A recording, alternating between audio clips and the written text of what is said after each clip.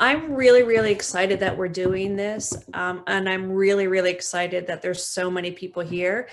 I think it's important for so many reasons. I like the educational aspect that we're informing you guys as volunteers of the families and individuals we support, what autism means, and why the work that you're doing as volunteers, raising and training and doing all this stuff for our dogs, to see and hear the impact of what that end goal is and the significance in our lives. So I think this is really, really lovely. Thank you to Lindsay and Emma for working so hard to put this all together. And thank you to the rest of you for coming to present. I've worked in developmental services for a long time and with a lot of families who have kids with autism. So I have seen firsthand, and then through NSD, the impact that our service dogs have. And I hear time and time again from the families that we support through NSD, the transformation that our dogs have on their families' lives, and of course their children's lives too, the independence that they've gained. The time and time again, I hear about the family's ability to go out, even to a restaurant. It's a small feat, but it's gigantic, right? So oftentimes our dogs are used mostly for safety. If there's bolting tendencies, the reliability of the dog to halt. If the child's tethered, to prevent them from getting injured in traffic or running away or something like that. So the safety component of what our dogs can do is huge in our service dog program. Outside of that too, the dogs do, they have a calming effect. They help to reduce oftentimes what parents call, or when we talk to them too, is like their meltdowns, right? When there's just so much and it comes out as behavior or as vocalizations or things like that. And so the dog can intervene in that way to either provide direct pressure, redirect. Just even their sheer presence sometimes is enough to kind of de-escalate what's happening in their world. The dogs also have a lovely impact on their socialization, making friends. If you have ever walked into a place with a dog, you're automatically the most popular person in the room. And it's that happens too with our service dogs, right? They're an opportunity for people to approach, and sometimes just by sheer virtue, then our kiddos have to come out of their comfort zones a little bit for sure at the beginning to then connect with these people who are trying to engage with them and the dogs. So it's a really lovely thing. And I've talked to so many families too about the significance of that piece of building relationships and being able to connect with kids and other people generally, just to see that growth and development is really quite lovely. We've been placing service dogs for 25 years. We just had our latest class. We're just at the tail end of it right now. So we're very excited about those guys, and they're doing really great. And I'm excited for the future that their service dog will have with them. So yeah, Lisa will speak to it. And I'm just excited that you guys get to hear firsthand. I could tell you all the things in the world, but you know, these moms will tell you actually what it's like. So I will stop there. I'm glad you're all here, and here we go. So thank you everyone for being here this evening and for asking us to be here. So I'm going to talk about ASD and some common characteristics, and then my colleague Vanessa is going to take over and talk a little bit about Autism Ontario. So what is ASD? Autism spectrum disorder is a lifelong neurological disorder that affects the way a person communicates and relates to the world around them.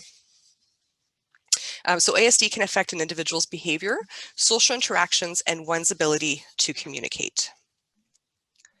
So just a few statistics here for you.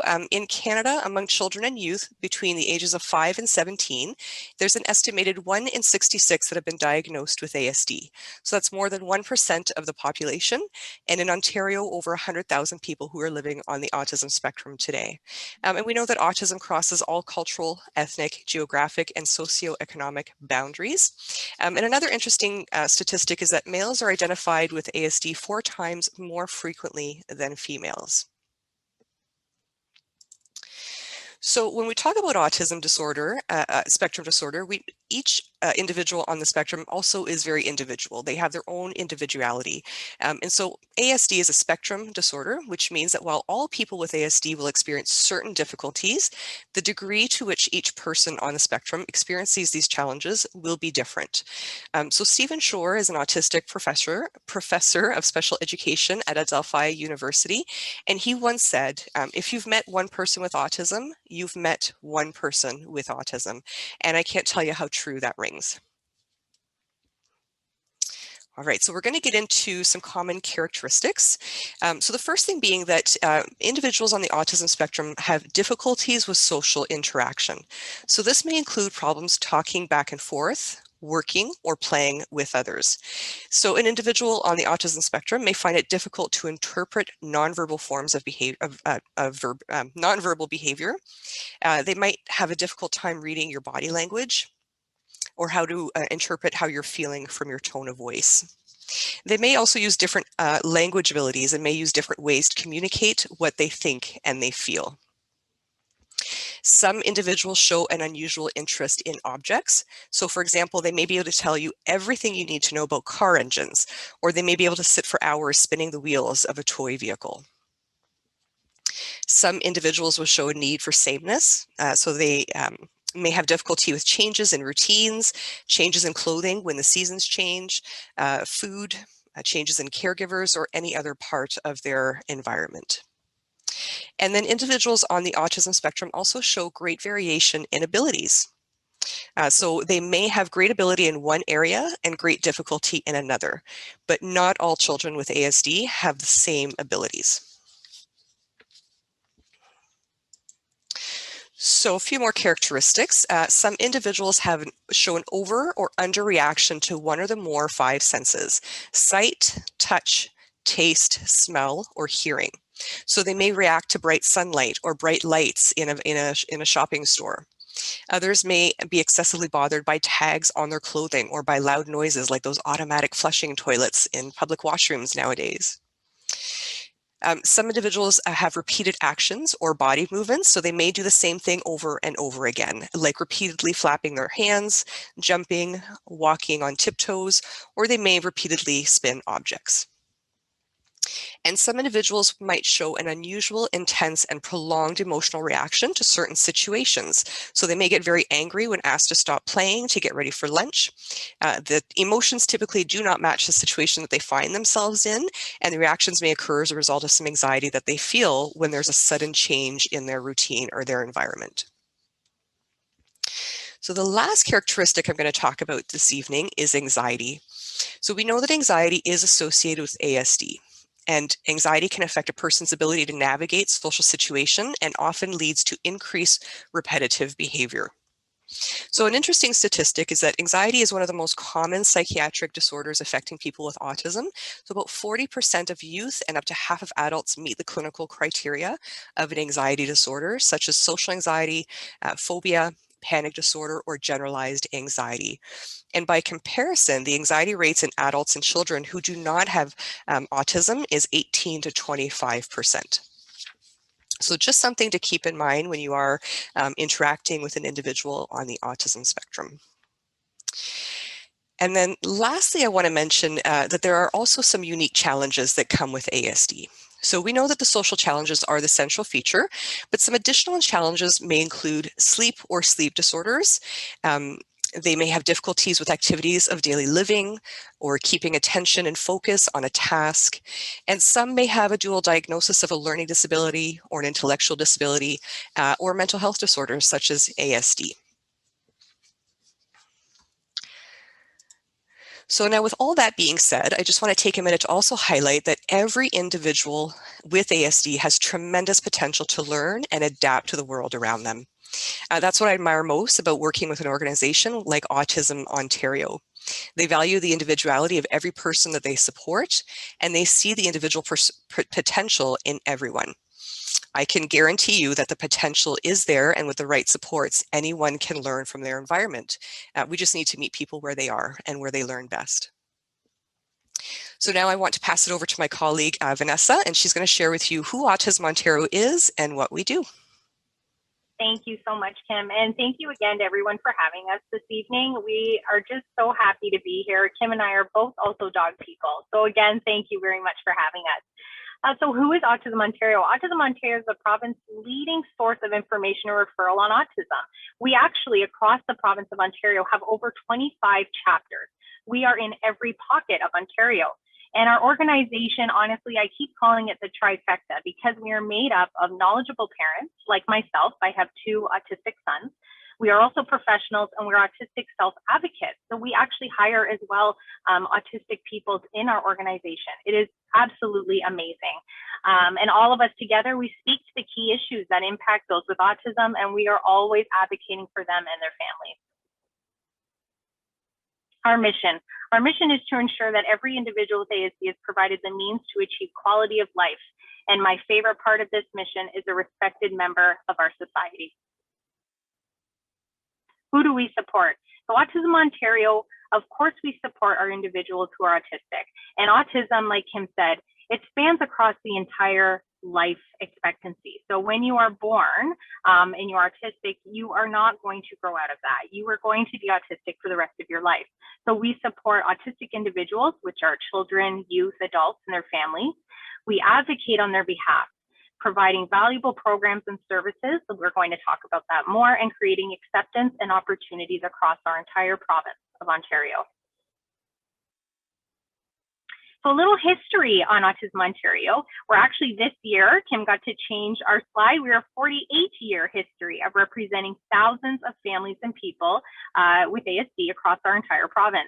Local support. So like I said, we have chapters actually located across the entire province of Ontario, all the way from us here in Niagara, all the way up into Sudbury, Owen Sound, everywhere in the province. Chapters are under the leadership of committed and skilled volunteers. A lot of them are sometimes and probably mostly personally affected as well. So a lot of our volunteers are parents, autistic individuals themselves, and professionals in the community. What does Autism Ontario offer? I am so actually honored to say we offer so much to our community. We offer online resources and support. And of course, right now in our COVID world, these have really, really come in hand. So we are offering online resources home to everybody. We're offering across Ontario provincial webinars with latest research and easy to understand terms for families. Educational videos, and those can be shared in the classroom. We even have handouts as well. Education and advocacy toolkits. These really come across to around April 2nd for World Autism Awareness Day. Lots of toolkits for families and tip sheets as well, going over a ton of different topics for people who are autistic.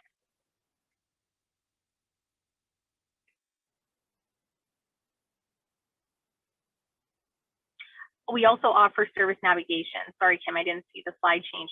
So Kim is one of our service navigators. I am also a service navigator, but I run events across the province of Ontario. So service navigation provides support for families navigating the Ontario Autism Program. My job, and a big part of my job, is social learning opportunities. So we do events across Ontario for families, and that's for the entire family. Because of COVID, these events have changed. So normally we could get some fun activities out at a movie theater. We could be going to the Toronto Zoo, different things like that. With COVID, we've had to pivot. So we're still advocating and supporting families, but more through toolkits and different virtual experiences. We also offer training and outreach. And we also definitely offer training to first responders and attractions in different areas too, making it more ASD friendly. And that could be for our events, and that could just be in our community in general. Raise a Flag campaign puts us in municipal offices all over Ontario as well, and in classrooms, even virtual, we've been able to do that.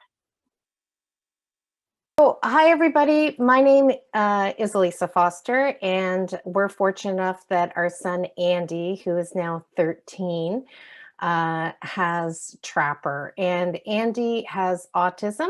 He has ADHD. He has anxiety. So I resonated a lot. I think Vanessa and Kim did a really good job of explaining in general what a lot of families are dealing with autism. So I thank you for that. Andy is mainly nonverbal. He has a few words. He uses an iPad for communication, but I always feel like when I'm here, luckily, Mom likes to talk, so I am sharing Andy and Trapper's story, but it's as told by Mom. And I always try and make sure that we represent his point of view as best as we can. As much as Andy is not verbal, he always makes sure that his opinions are known. So this is Andy and Trapper, and this was just in September when they were going into grade 8. So as you know, I've told you a little bit about Andy. We first applied for a service dog. So Andy actually got his service dog. I brought him home on his 9th birthday. It was just totally coincidental that the day that we were actually bringing Trapper home at the end and when our class was graduating was the day of Andy's 9th birthday. We applied for Trapper. We didn't know it was Trapper. We were applying for him almost 4 years before that. We were on the wait list. It seems like a forever process when you're in that. And I'll be honest, I'm not even sure that we really knew what Trapper would do. We just knew that for us, we were always looking for steps forward as Andy would go, meaning we would look ahead and how, as a family, can we help him continue to be independent, to grow, and to move forward? What would he need in the future? And one of the big things we knew is that when Andy was going places, we were fortunate in the fact that Andy was never a bolter, meaning Andy would never suddenly have the need that he had to suddenly bolt or run or go somewhere quickly. Andy's distracted though. So Andy would unintentionally wander into the road without paying attention. So whenever we were getting him out of the car or going anywhere, we were holding on to him pretty tight. But we also knew at a certain point, Andy was no longer either one, going to fit in a grocery cart. It was not going to be age appropriate to have him in a stroller. He needed to keep learning, keep doing, but we had to keep that in mind. So the idea of a service dog, we thought, well, that seems like a really neat idea and something that would be another tool towards his independence. Ironically, just the year before we got approved and found out that Trapper was coming to us, Andy started to that year drop my hand. He used to have no issues holding my hand anywhere in public. I used to say that I felt like I was on a really nice date because he would hold my arm so tight and I had this lovely date on my arm all the time. But he would see kids that were around his age or a bit older, and he suddenly became self-conscious about it and he would drop my hand. And I thought, oh my gosh, I was having mom heart attack of, I understand he needs that for his independence, but what do we do as we keep going and there's more things at play?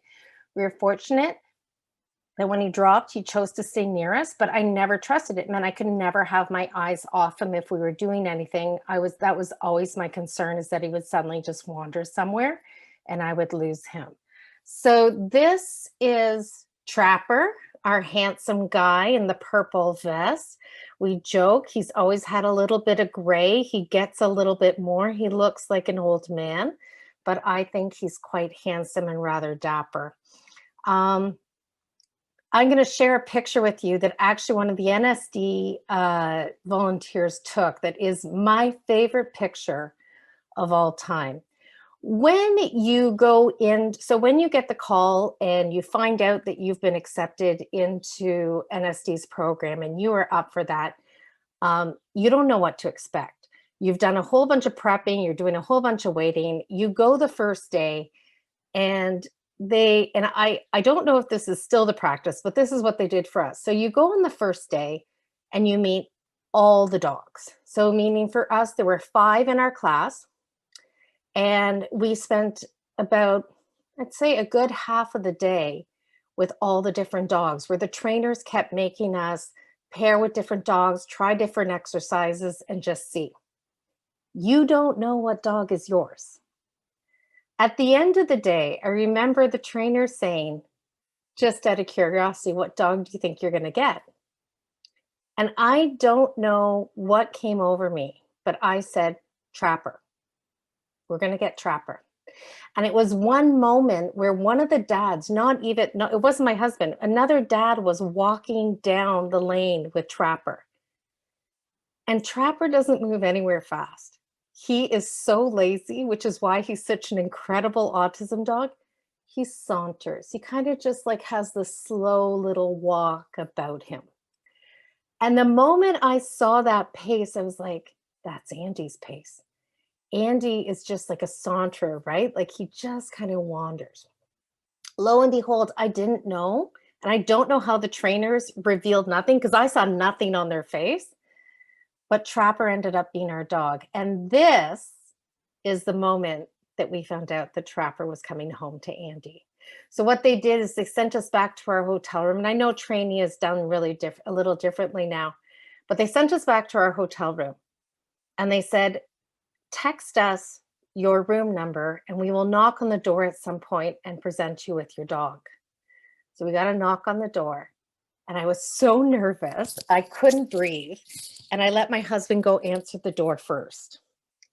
And he like let this little sound out. And then this dog comes wandering in and it was Trapper. And I remember falling to my knees and hugging him and just crying because that was the moment that it felt real that Trapper was coming home to us. So that is one of the volunteers. She took that picture and she sent it to us. And that is always our most treasured picture of that moment because I didn't even know now, or I know now more how much things changed because of Trapper. So here's a few little pictures. This is at the beginning. So this is actually our puppy raiser. She was a University of Waterloo student. Not all families connect with their puppy raiser. This just happened to be that we really clicked and we got to meet them. They were a really lovely family. I actually, ironically, graduated from the University of Waterloo. She was a volleyball. She was on their varsity team.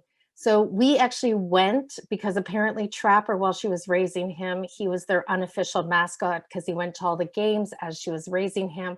So we actually, as our goodbye and sort of just our thank you, we went and watched one of the volleyball games and Trapper had a big announcement. We were welcomed and everything. But this was our puppy raiser. And we still to this day, we actually keep in touch. I know not every family does because not every family, depending what their situation is comfortable. We were quite comfortable and open with sharing that with them. Now, here's something that I want to talk about for when you look at a connection with a family and with the dog. Some kids, it's a very obvious connection on how they're connecting, meaning they might need that deep pressure. They might need the deep hug. They might instantly glom to the dog because they're more interested or they can connect better with the dog than maybe their surroundings around them. That's not what happened for us. Andy actually kind of ignored Trapper at the beginning. If you notice at the picture, it's actually a birthday party where he's in the orange shirt and it's our daughter, Emily, because she was excited. She had a moment because it was a birthday party that she could hug him. And Andy's actually sitting a little farther away than Trapper. Same thing in the car.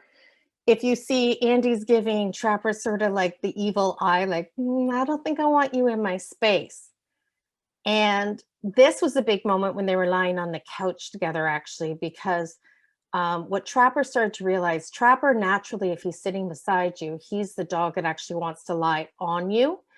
And he realized that that was not Andy's love language, that he needed to allow Andy time to just accept him into the area of his personal space. Now, what was neat is we never realized, because often at the beginning, it felt like Andy was almost ignoring Trapper.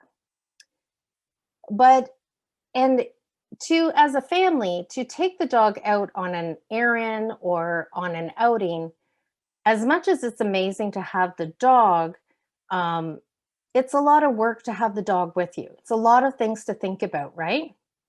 So sometimes if it was a short little errand, we're like, okay, we're just running out for a minute. We won't bring the dog. We'll leave the dog at home. It's not a big.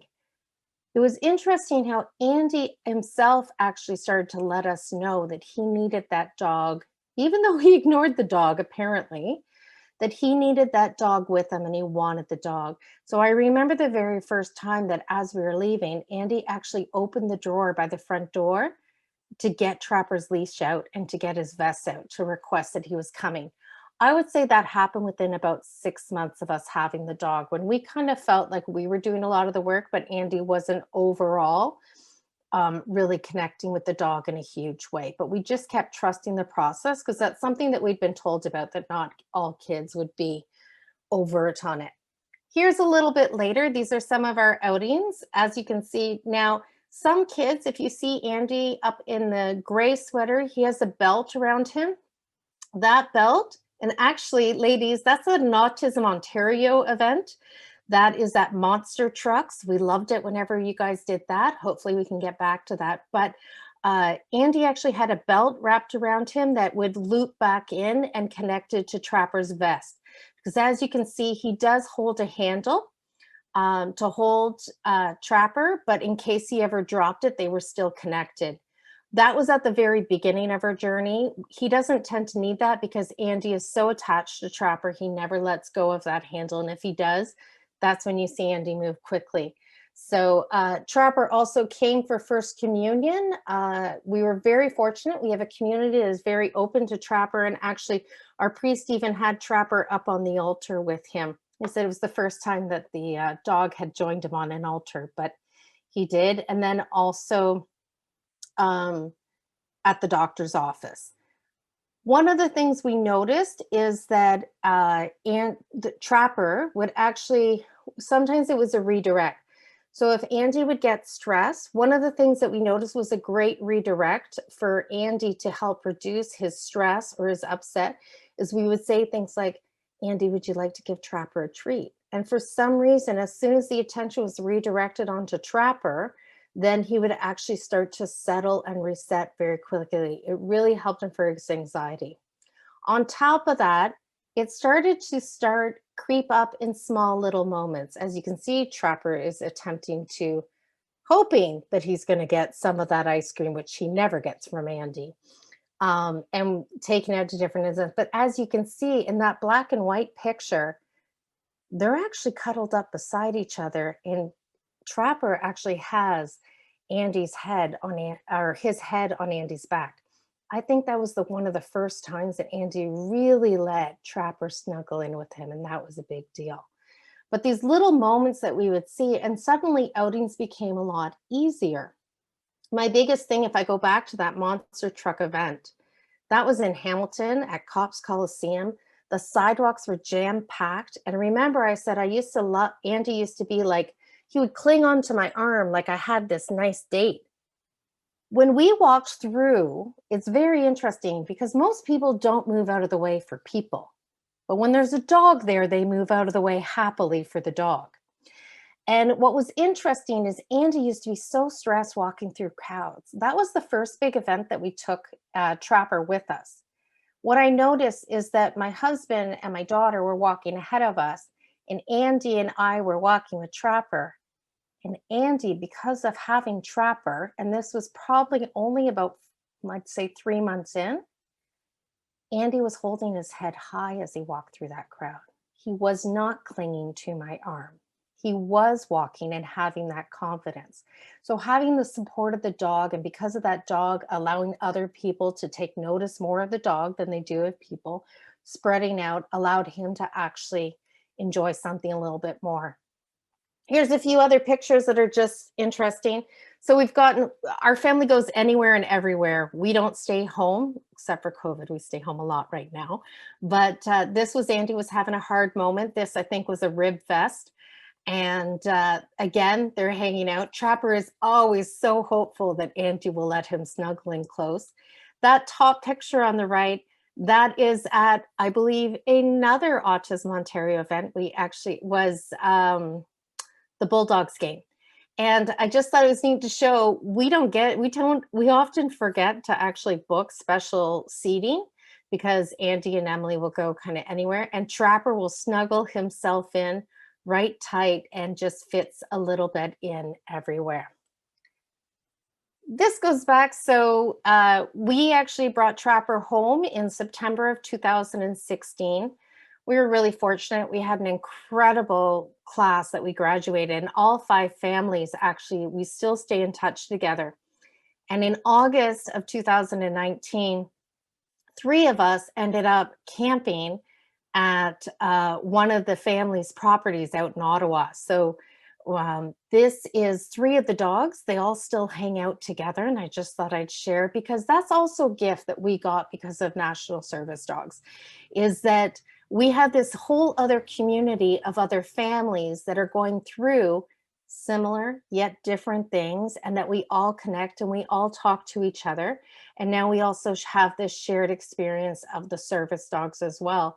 And that was something, a gift that we were given of more community members to kind of bring in, and we appreciate that.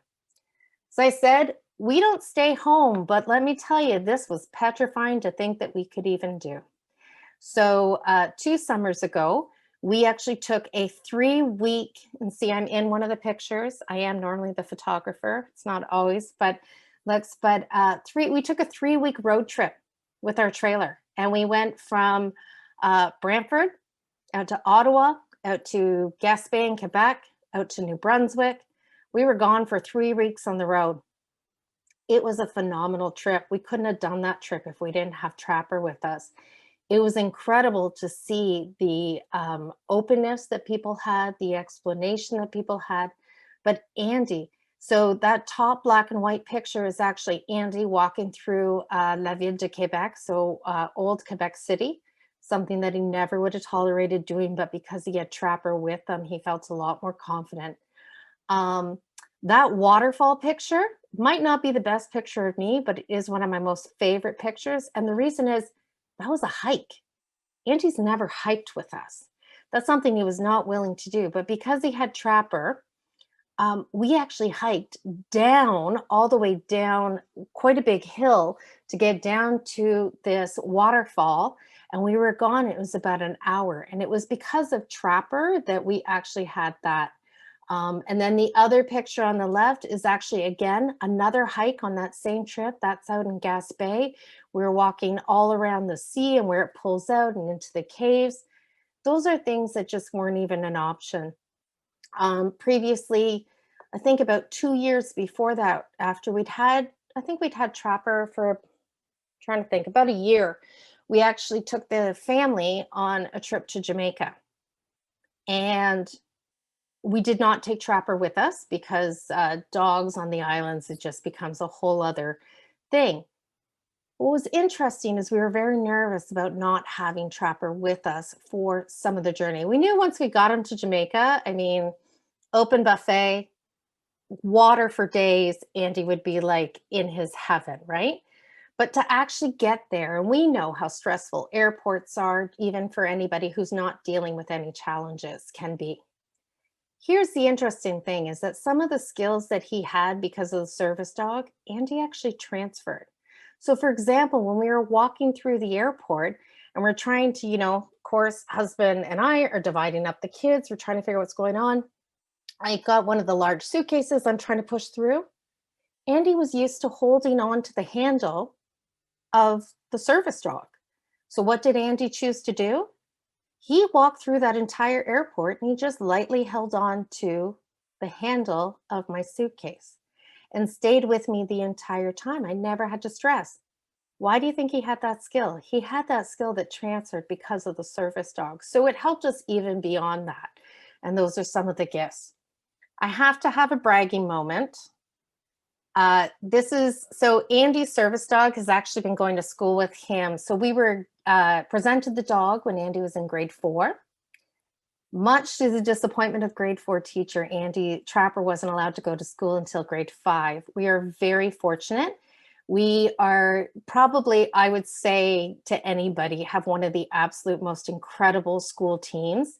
And there's at least 4 of them logged on tonight because NSD chose to open up the opportunity for them to get trained.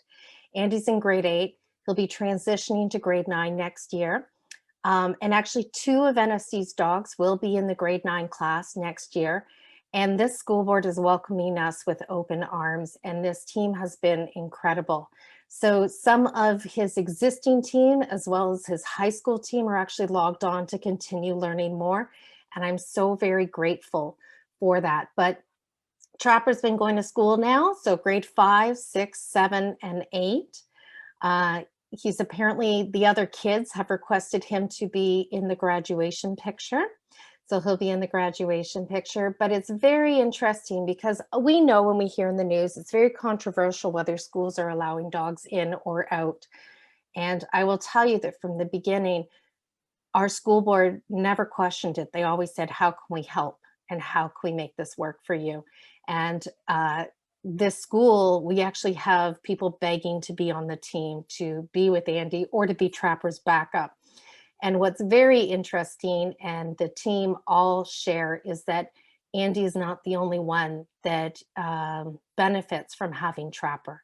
They said even just Trapper walking down the hall, they see the anxiety calm down in other kids. They see other kids connect with the dog that they wouldn't. They're still not allowed to touch the dog because it's Andy's dog. They all know the rules. Those students know the rules better than the adults do. But they say that he has a calming effect just around in the entire community. So I'm very grateful for that. Let's see, what else do I have here? Okay, so remember, I just wanted to share. So here's back at the beginning. This was one of, I think, our first winter in the back of the truck. Trapper's trying desperately for Andy to get noticed, to be noticed by Andy, and Andy's like, whatever. There was a Santa Claus parade, he was following that. About halfway through our journey, I think this is just 2, maybe 3 years ago, Trapper's allowed to actually snuggle on the couch with Andy. Now, as you can see, Andy's got his mask on because it's COVID, but because we've been improving so much in our life skills, and Andy loves grocery shopping because he's actually learning how to cook and bake, Trapper's coming out.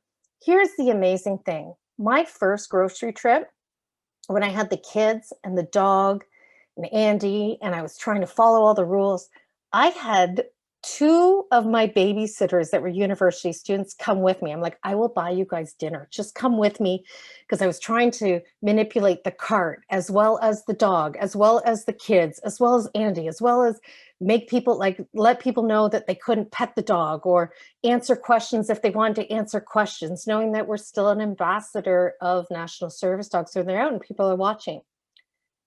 That was the very beginning. Now I laugh because here we are walking down the aisle, and I promise you, I didn't even take 2 minutes. I'm like, oh, we got to go get groceries, because Andy on his iPad started asking me for stuff. And so I said, okay, let's go. I didn't even think twice. And here we are walking through the grocery store, and look how confident he is. I'm still holding Trapper's leash, but they're not having to be glued by me. This is what independence looks like, and this is what the confidence that Trapper is giving him. So here's Andy in grade 8, actually helping with groceries, actually going out and doing stuff. A lot of that has to do with Trapper helping him keep his anxiety at bay, so he has that confidence to do it. This is, so my girlfriend is a photographer, and knowing that COVID was going to just be a very different year, she did some grade 8 pictures, and I just want to share that for Andy and Trapper. But I can tell you that we feel very grateful that we found, trying to get to the stop share, there we go.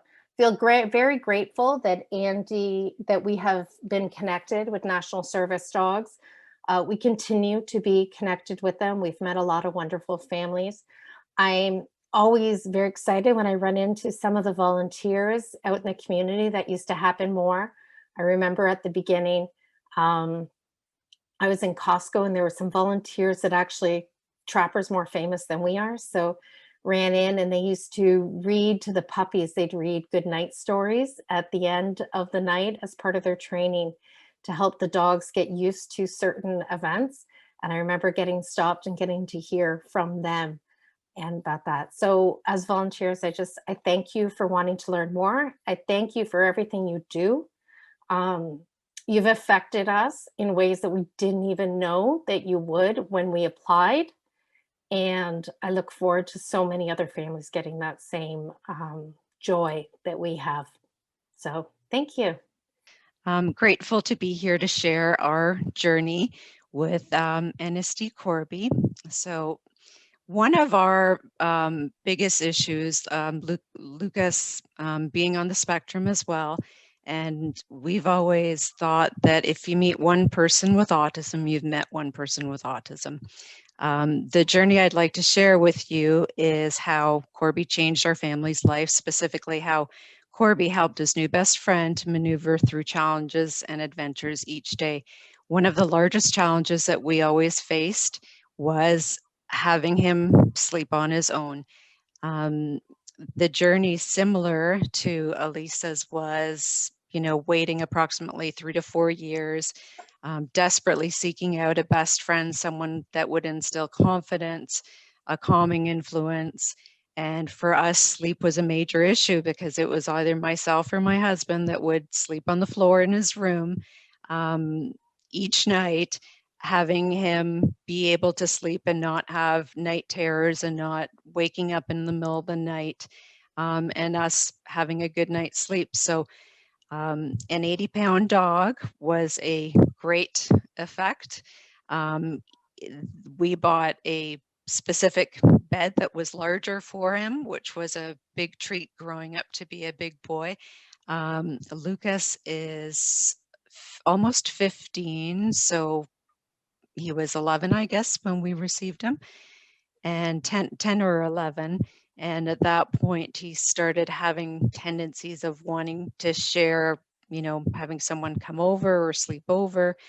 And that became difficult if he couldn't sleep on his own, even if it was another friend that was here or a cousin. So the day that I went down for training, there were a number of other parents as well and a number of different dogs. And on the first day, it was mentioned, we didn't really know who would be that special best buddy for our son, Lucas. Here's just another picture of them sleeping. So one of the tools, I'll speed up here a little bit. One of the great things, as you know, is the pressure. This is called a visit, which Lucas absolutely loves to this day. He'll sit on the couch, whether it's doing his homework or speaking on the phone or just chillaxing. This is Corby. This is Corby with his chin on his lap. Go ahead. So not only for the deep pressure, the sensory, which they often experience, it's the weighted blanket. I remember myself having anxiety going through university, and I got a weighted blanket. And I'll remember to this day thinking how great it would be to have a dog. And this is what Corby was able to provide, helping the anxiety that Lucas would go through, whether it was a medical appointment, going out in public at times. He loved being out, but someone always needed to be close by. And this is just a picture of Corby at one of the medical appointments and practicing and over, keeping him occupied, keeping that pressure down to, keep the engine calm. Go ahead.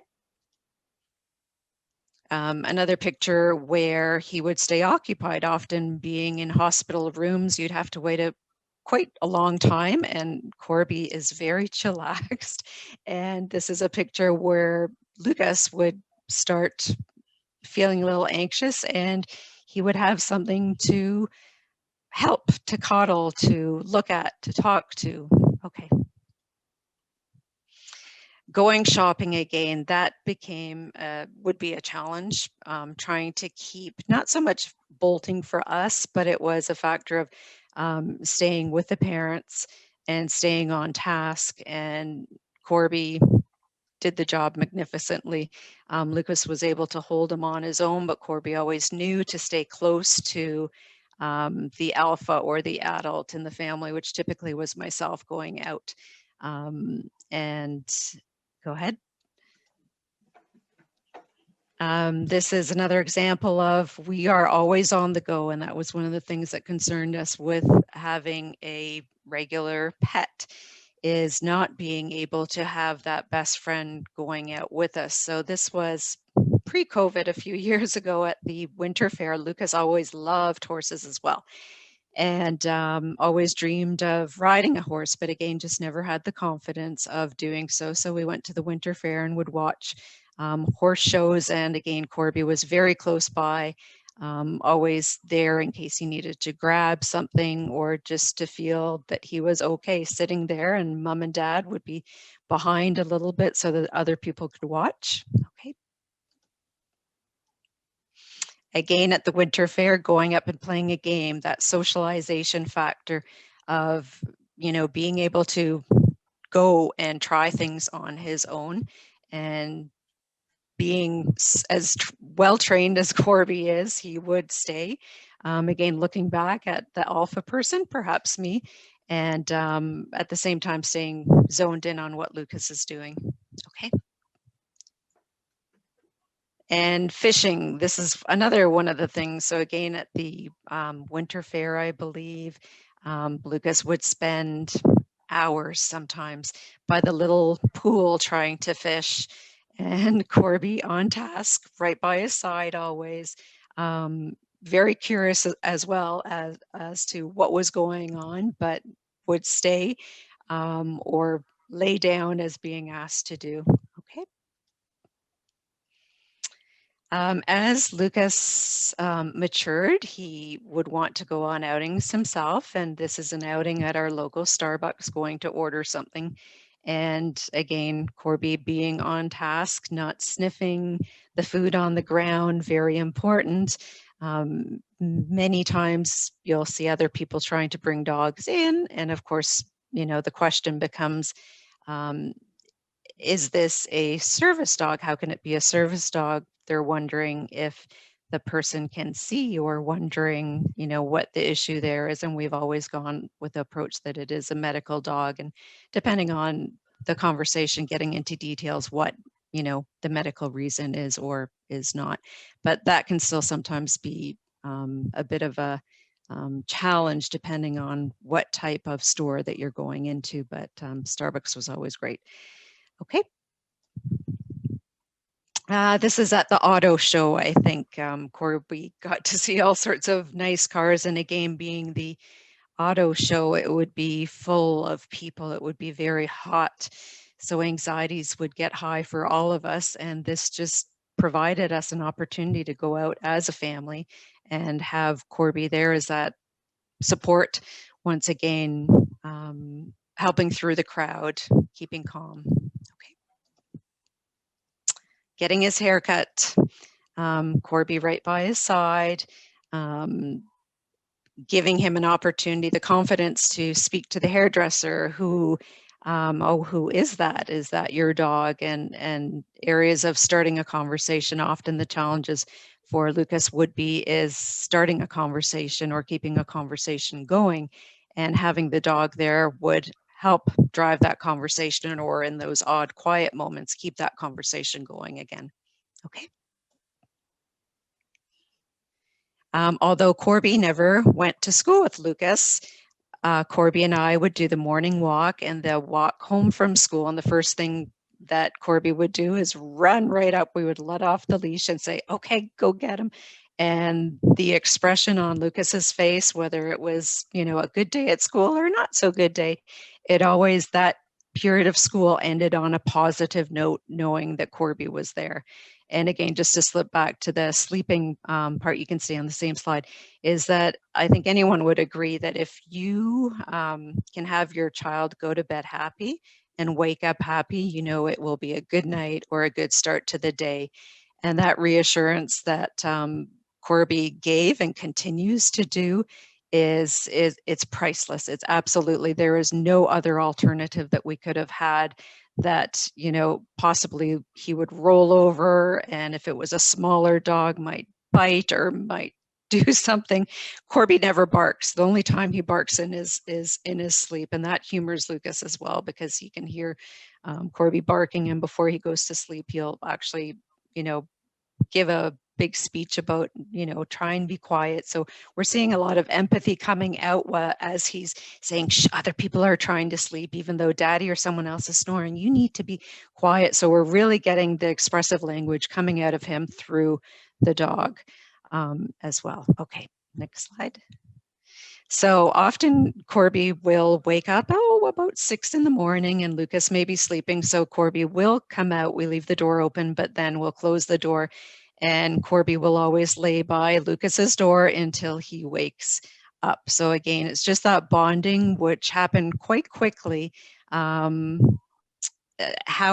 it's amazing how the dogs actually know who their human is. Okay. And again, in those chill moments, this is during the summertime. My parents have a lakefront cottage, and it's that quiet time snuggle.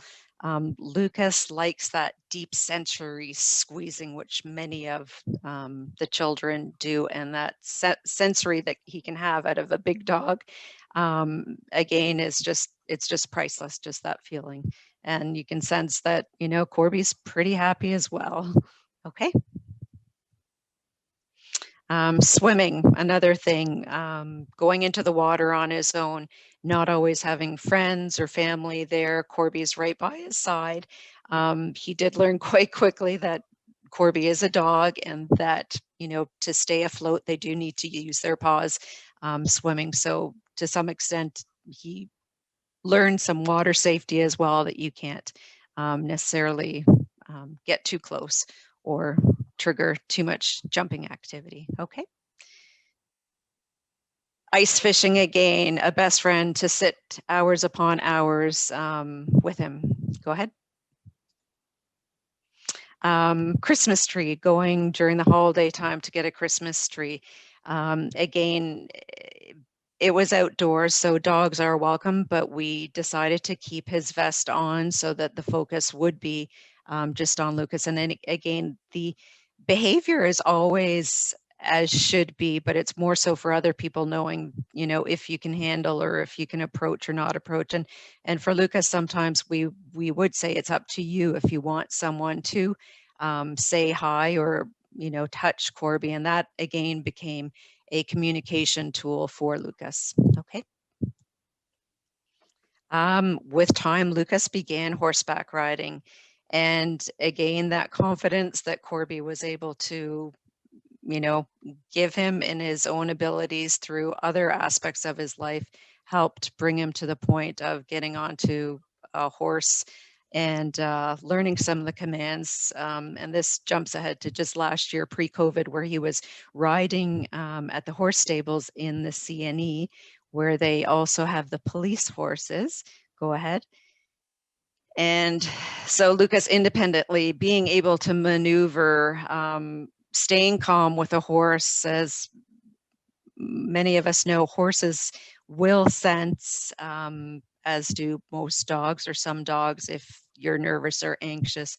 And the fact that he was able to overcome this through having Corby and also being able to share that joy with Corby. I'm not sure how joyful Corby was, the fact that Lucas was with this bigger dog or horse, but he was always right there, and again, being trained. He would not bolt, and that public access behavior is so crucial again in our lives, because we are out a lot, and the activities that Lucas is starting to want to do involve a lot of being in public. Go ahead. Just on the training aspect, I'm not sure if you can see, but up there on the railing, so is a cat that lives in the stables and belongs to the police. And again, Corby was able to, you know, sit without any focus on the cat that would come around. And the cat was, I think, quite intrigued as well, because he hasn't seen other dogs there, just horses. And that pretty much sums it up. We're grateful. We've seen so much change and maturity in Lucas, in his empathy, approach, and open mind and confidence, having that best friend that previously may not have been there. Oh, there's the kitty cat, right? So this cat would roam around, and there's Corby just sitting, not even blinking. So it's been a wonderful journey, and we spread the word to continue supporting NSD and all the endeavors and children, and that they do help.